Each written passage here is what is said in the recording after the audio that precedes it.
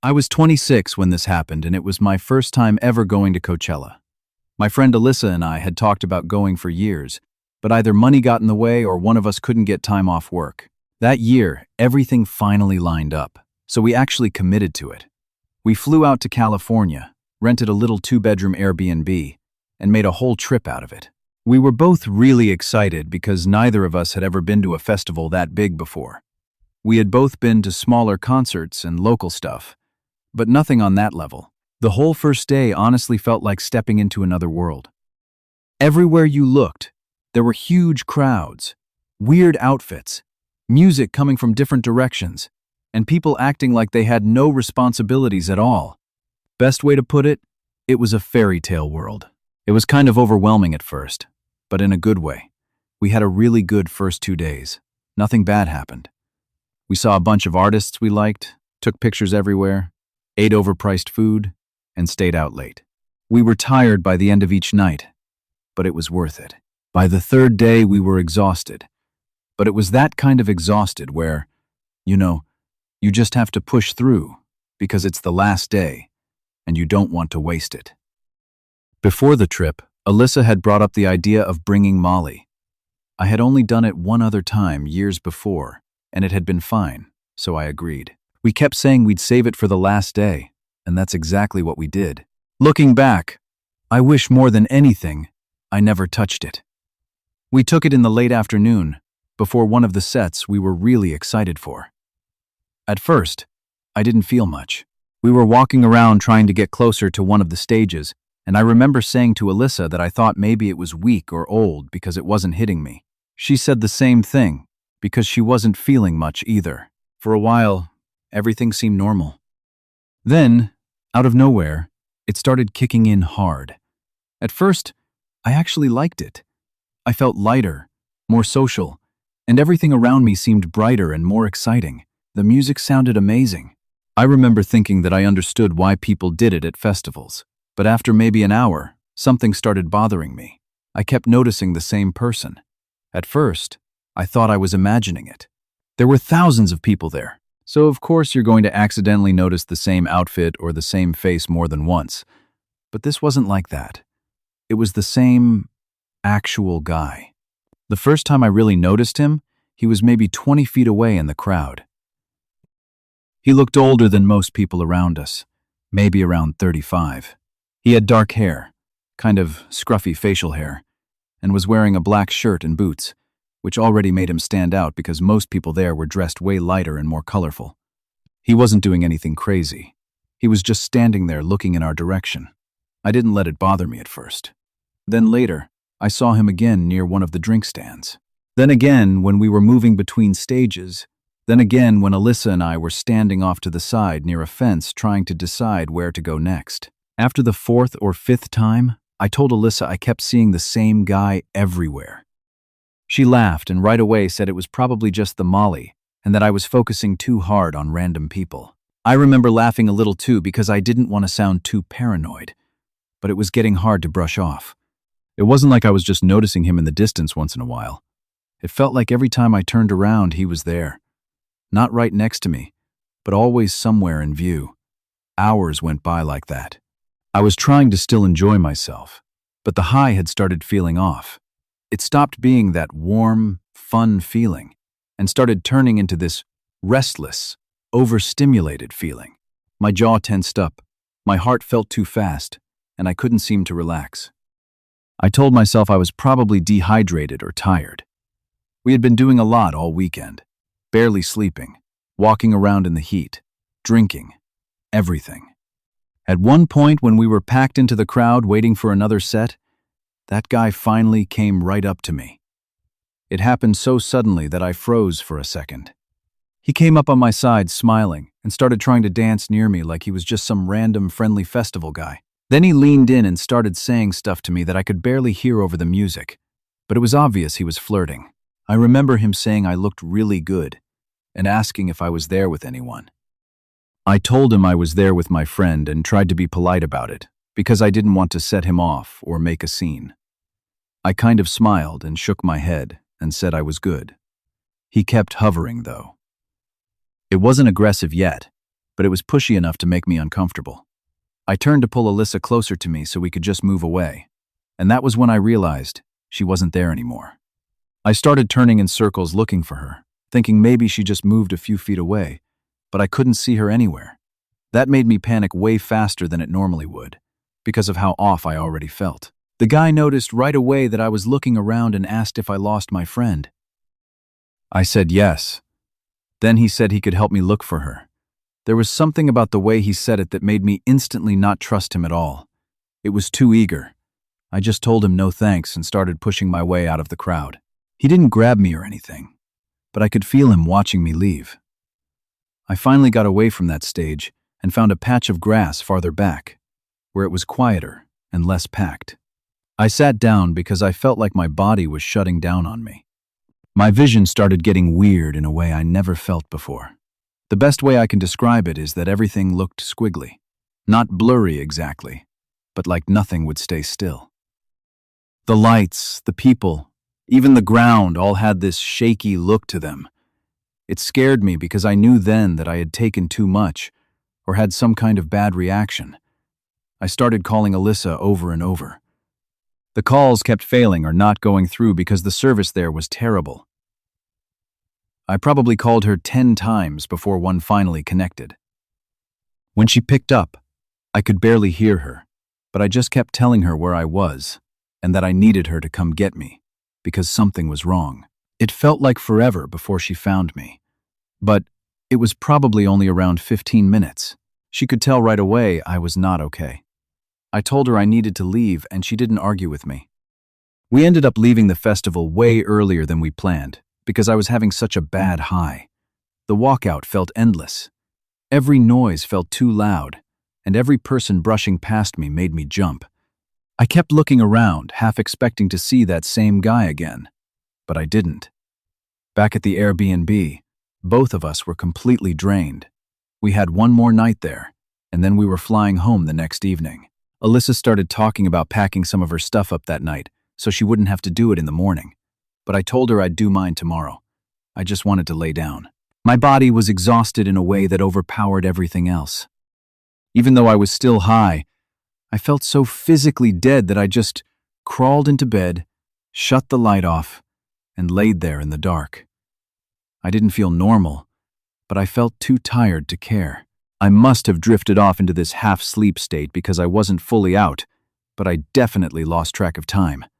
Then, at some point, I opened my eyes. I have no idea what woke me up. Maybe a sound. Maybe just my body being on edge. But the second I looked toward the bedroom doorway, I saw a figure standing there. It was tall and completely still, just inside the doorway, facing me. At first, my brain couldn't even process what I was looking at. I thought maybe Alyssa was standing there for some reason, but it was too tall and broad. Then I focused on the face. Even in the dark, I could tell it was the man from the festival. I know how insane that sounds, especially with the state I was in, but that's exactly what I saw. He stood there looking at me, from a few feet away from my bed. I remember this horrible cold feeling going through my whole body. Then, I started screaming. Not just yelling, full-on screaming as loud as I could while throwing the covers over my head like that was going to do something. I kept screaming until Alyssa came into my room. The second she turned on the light, there was nobody there. The doorway was empty. The room was empty. Alyssa kept asking me what happened, and I was crying so hard I could barely get the words out. I told her I saw the guy from the festival standing in my doorway. She looked freaked out by how serious I was, but she kept telling me that it had to be the drugs and that I was still having a bad high. I honestly wanted to believe her, because the other option was way worse. But what bothered me was how real it looked. It didn't feel dreamlike at all. It felt like waking up and seeing an actual person in the room. I begged Alyssa to sleep in the bed with me that night, and she did. Neither of us wanted to go back to sleep after that, so we laid there talking quietly for a while with the lights on in the hallway. She kept trying to calm me down and make normal conversation. Eventually, somehow, we both drifted off. The next morning, I woke up to Alyssa screaming my name and shaking me. For a second, I thought maybe I was still dreaming. Then I sat up and saw her standing near my bedroom doorway, staring at the floor. I looked down and saw muddy boot prints on the hardwood. I still get chills thinking about it. They started near the front part of the house and came down the hall. Then they stopped right at the doorway, exactly where I had seen that figure standing. After that, the prints turned around and went back down the hall toward the front door. I remember just staring at them, feeling this rush of sickness go through me. It was like my whole body dropped. That was the moment I realized what I saw was not some Molly hallucination. Somebody had really been inside that house while we were sleeping, or while I was half asleep. And unless there was some impossible coincidence, it was him. Alyssa looked just as scared as I felt. We started checking everything right away. We made sure the front door was locked now, checked the windows, checked both bedrooms, the bathroom, every room. Nothing obvious was missing, which somehow made it creepier to me. It meant whoever came in wasn't just trying to steal something. We packed faster than I thought possible. Neither of us showered, ate, or even really talked much. We just threw everything into our suitcases and got out of there. Once we were out, we contacted the Airbnb host and told them someone had broken in during the night. I remember sending pictures of the prints because I wanted proof that I wasn't crazy. The host sounded shocked and apologetic, but by then, I didn't care. I just wanted to leave. We spent the rest of that day basically on edge until it was finally time to go to the airport. We made it home safely, and nothing else happened, but that whole trip has stayed with me ever since. What bothers me most is not knowing exactly how he found us, assuming it really was him. Maybe he followed us when we left. Maybe he saw us call a ride. Maybe he watched from farther away than I realized. I don't know. I just know I saw that man at the festival over and over. Then I saw him in the doorway, and the boot prints proved someone had actually been there. Ever since that happened, I have never touched Molly again, or any drug like it. People joke about bad trips, but that experience permanently changed how I think. Even now, I guess due to PTSD, I still glance at the bedroom doorway first, before anything else.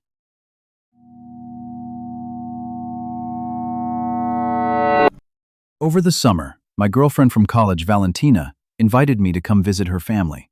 Her family lives in San Diego, California.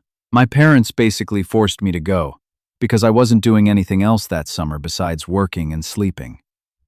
It was a Friday afternoon and I had just gotten off my plane. The flight felt like forever since I was flying across the country. I got a text from Valentina telling me to come outside so she could pick me up. She and her dad came to pick me up in an old Toyota. I don't remember much from the car ride to her beach house, though. We pulled up to a beautiful villa on the beach. Valentina's dad helped me get my suitcase out and escorted me to my room. My room was on the lower level, separated from everyone else upstairs. For a guest room, however, it had a great view of the beach. I could also see the side stairs that led to the front door on the second floor. I unpacked my clothes and toiletries, trying to get settled into my room. Then I heard knocking on my door. It was Valentina. She wanted me to meet her siblings, but I'm not going to talk about them much, as they're irrelevant to the story. However, she introduced me to her mom. Her mom was a nice older woman. She made me feel welcomed. Valentina ended the conversation when she said she was taking me to the beach. She went upstairs to change. I went to my room to do the same. We got on the beach, and the sun was setting. She told me it's a great time to take some pictures for my Instagram. Being the nice and helpful person I am, I agreed I would take her pictures. The beach was crowded, so I knew this would be difficult. I probably took 100 pictures before she was finally satisfied. I looked back at the pictures and something was off about them. I noticed a man in the background of every picture, sometimes staring at Valentina from behind or staring at me.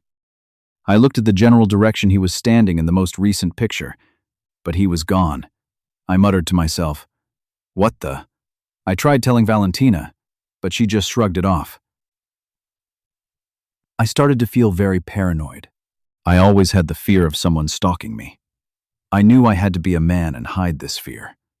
Later, Valentina and I went back out to the beach. It was around midnight, and one of her best friends was having a bonfire. We walked down to the beach to the gathering.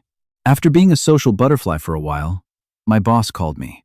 He was pretty chill, so I told him about my trip and when I would be back. As I was talking to him, I saw a black figure on the beach, just staring at me.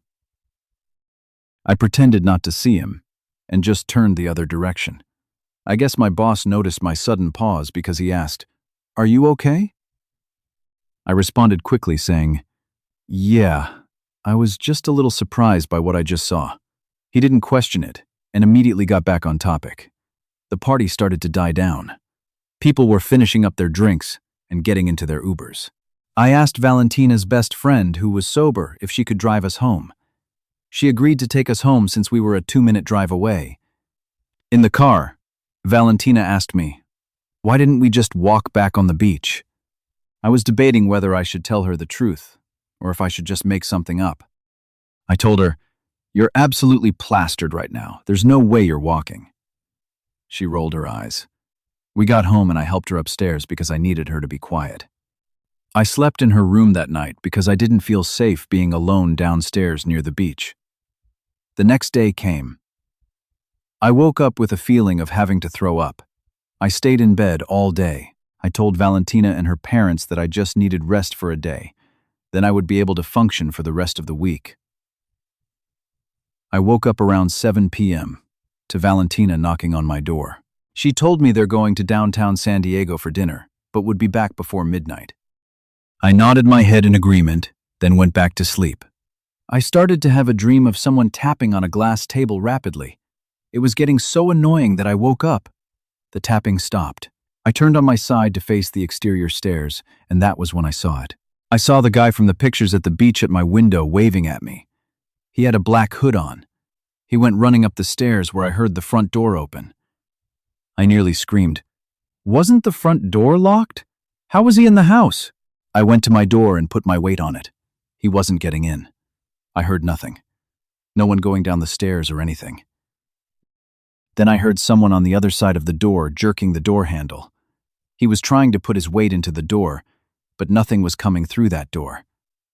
I heard him back, away from the door. That's when I grabbed my phone and called 911. It took 5 minutes before I heard the police opening the front door. I decided it was safe to leave my room, and I booked it upstairs. But of course, the creep had left long before the cops showed up. Shortly behind the cops, Valentina's family showed up worried. They asked me if I was okay, but that wasn't what was important. I needed to make sure he didn't take or do anything. I heard a scream from Valentina as she went to her room. I followed her in. She pointed to a camera in the corner of the room. The police took it for investigation. The creep also took Valentina's clothes and bathing suits. I stayed for the rest of the week, but I'm still scared from that experience 2 months later. I don't know how that guy found us or what his intentions were. I didn't know if he wanted me or Valentina. But most frightening, what would he have done if he did get into my room?